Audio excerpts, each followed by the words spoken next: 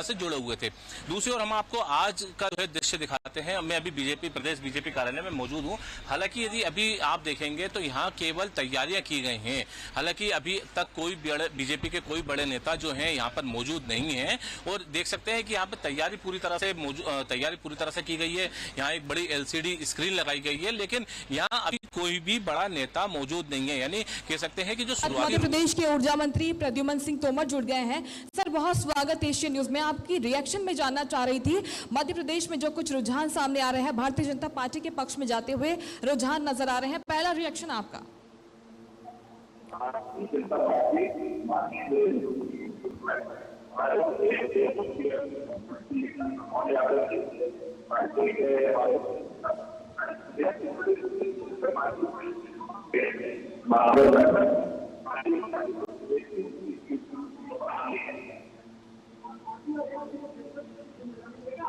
अच्छा, इंदौर को लेकर भी देखिए सबकी निगाहें बनी हुई है, क्योंकि जहां पर अक्षय कांति बम के नामांकन वापसी के बाद कांग्रेस ने लगातार यहां पर हाइप क्रिएट किया था, नोटा को समर्थन देने की अपील की थी, और देखिए अपील जो है यहां पर इसका असर भी दिखाई पड़ता हुआ नजर आ रहा है सर, क्योंकि 51,000 वोट पड़े हैं नोटा को, दूसरे नंबर पर चल रहे हैं अगर बीजेपी की बात करें इसके बाद।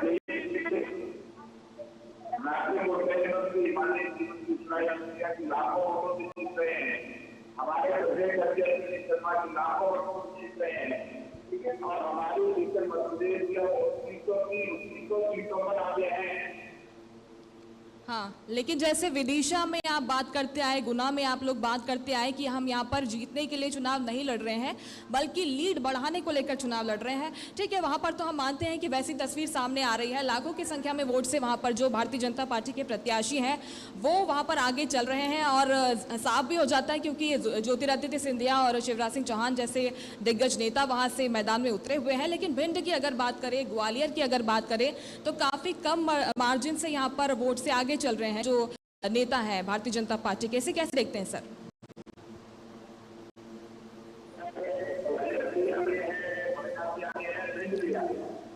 रोकना चाहूंगी सर आपको, दीपक बैच कुछ कह रहे हैं, सुनवा देते हैं आपको एक बार।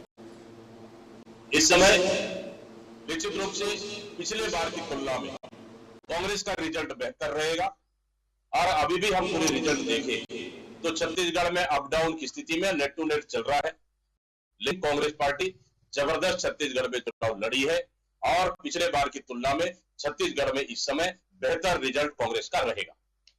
अरुण साहु जी ये कह रहे हैं कि ये तो शुरुआती रुझान है, इस वजह से जो है उनके पक्ष में आ रहा है, आखिरी में 400 पार भी होने वाला है। देखिए, भारतीय जनता पार्टी जहां 400 पार का नारा लगाने वाली पार्टी, और अभी सिर्फ पहला, दूसरा, तीसरा, चौथे राउंड तक ही हांपने लग गई है, मतलब समझ जाइए कि भारतीय जनता पार्टी 400 पार नहीं, भारतीय जनता पार्टी इस समय 200 का आंकड़ा भी टच नहीं कर रही है, और हमने कहा कि भारतीय जनता पार्टी का इस समय देश में विदाई तय हो गया। सर, इसके अलावा ये देखने को मिल रहा है कि खासकर दक्षिण में जो बातें आ रही थी बीजेपी की बढ़त है कि यूपी में, बिहार में, खासकर यूपी, बिहार, महाराष्ट्र, तीनों स्टेट आप जोड़े तो लगभग 160 सीटें जा रही है। बिल्कुल, आपकी बिल्कुल मैंने कहा कि पिछले बार की 14 और 19 की तुलना में भारतीय जनता पार्टी जिन राज्यों में सबसे ज्यादा बढ़त बनाई थी, उन राज्यों में सबसे पहले बुरी तरह से चुनाव हार रही है। सिर्फ भारतीय जनता पार्टी अभी तक का रुझानों में लगभग